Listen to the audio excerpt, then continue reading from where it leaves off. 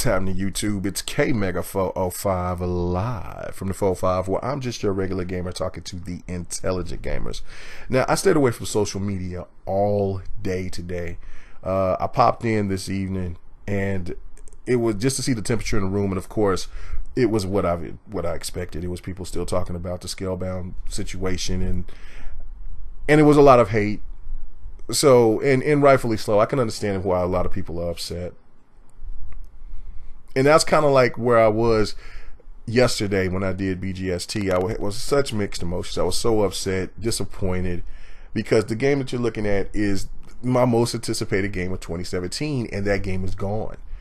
That game is done. It's finished. So yeah, I was pissed. I wanted heads to roll. But then I started reading articles. And then I started getting more information. And so then I had this mixed emotion. So I was agreeing with Next Gen. I was agreeing with Crap. I was agreeing with Xbox, Tim. I was all over the place. So I wanted to stay away. And when I was going to do this video, I wanted to make sure that I was in the frame of mind of telling it how I want it to be. Not wanted to let anybody hear how it should be done, you know, because what's the popular thing, I should say. And the first thing I'm going to say is, for everybody that's saying, fuck Xbox, fire Phil Spencer, Xbox is done, pump your brakes. You know, if there's one thing that's wrong with social media, is that there's so many people that we live in this society of reality television, and so everything, even the little smallest issue, is turned into something overboard. It's like over dramatical. It's crazy. Now I understand for anybody being upset, because I am upset. But to go to these links of saying you're done with Xbox because of one game, and then after hearing what was going on with this game, like, I'm hearing all the flack going towards Microsoft, but I'm not hearing anybody talk bad about the devs. And okay, here we go. Here comes the fanboys. Oh, look at K-Mega. He's turned into an ex-slave. Oh, I knew it. He's over here trying to defend Microsoft to the very end. No. This is just reality.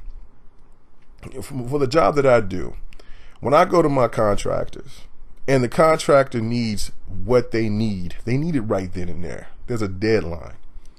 If I don't bring that product to them the way it's supposed to be at the proper time, then they lose money. And then how that trickles down is that I'm going to lose my fucking job. You see what I'm saying? Because you have to have things done in a timely manner. The devs took too long to make this game. 4 years in development. They weren't nowhere near done. They took time off. How is that right? How is that nobody not giving the devs any flack for, you know, I'm pissed off at the devs for them slow playing on bringing this beautiful game to my console. That's what I'm pissed off about. Why are you slow playing? Oh, because it's overwhelming. Well, stop signing up for so many damn games and just make sure that you do the game that you signed up for 4 years ago. I mean, you got Transformers, you had Legend of Korra, you had Ninja Turtles, and etc. Just other games. I mean, damn, didn't around that time had Star Fox Zero and other. Come on now. You know, you knew that you had this big game, but then you kept asking for more money. That's not how that works. Phil Spencer did the absolute right thing. He cut y'all's ass off. He said, we're done. We're finished. You guys are incompetent. You're not doing your work. And see, I wanted to give some time to see what Platinum Games was going to say. They've been quiet, which tells me that these guys know that they made a fucking mistake. Now, if you want to be upset with Microsoft because they waited too long, they should have took care of this a couple of years ago, or if they shouldn't have got rid of so many of their first party studios, I'm totally with you on that. Because depending on a third party studio, you see that that's the problem that we're getting. I totally get that. But when you pay somebody to do something, and Microsoft kept paying these people, you got to do the job. And I'm not understanding why people are not understanding that. They're getting upset. And then this is the craziest thing out of all of it, is that there are some people that went out there saying, well, they should have just brought out the game anyway, and if it was broken, then it could have got fixed. Okay, really? So Xbox come out with this AAA game where they're going to have a deluxe edition, DLC, you know, some kind of collection where, you know, it'd probably be $150, $200. And since this was my most anticipated game, I was going to pay $200. And then when I get Scalebound, I'm looking and seeing my damn dragon moonwalking. No. That's not how that works. Everybody would have a field day. How are you going to bring a broken game in and say you'll patch it up later? That's the biggest contradiction, because there's so many YouTubers and people that say that they're tired of remakes, and they're also tired of games that are broken at launch. Microsoft hears this. So they had to get rid of this game. They had to stop it. They waited too long. Waited way too long. But another thing that bothers me is the fact that, okay, you hear all these PlayStation fanboys, you know, look, I wasn't tripping out when PT got canceled. I'm like, too bad. It looked kind of interesting. If any Xbox person that was happy because PT got shut down, then you was a fool as well, because there was no need for that. You know, a cancellation game is cancellation. But they see, I didn't hear the PlayStation Nation go after PlayStation. They seemed like they went after Del Toro, or they had a couple of people had a problem with Kojima.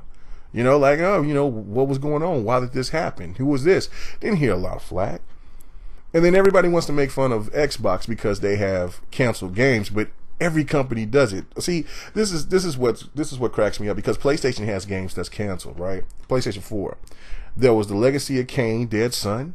There was Mega Man Universe. Yeah, didn't hear about that, did you? Canceled. There was, of course, PT. There was Warrior's Lair. That was a game that was supposed to start on the PlayStation 3, but got canceled, so they wanted to bring it to the PlayStation 4. Didn't happen. You had Agent. You had Final Fantasy Argento, which was a sequel or a prequel to Final Fantasy Typo. Didn't get anything of that. And then the one that really had my eyes bugging was Capcom's Fighting All-Stars. Like, you know, I'm a fighting fan, so like, what the hell? Capcom couldn't bring that. That game should sell like hotcakes, right? But they canceled it. And I mean, the 360 had cancels. I mean, they had Road Rash. They canceled that. They had a Halo MMO, which, you know, I think they still need to put that out at some point in time. But, you know, they canceled that. There was a Cameo 2. There was The Witcher: Rise of the White Wolf.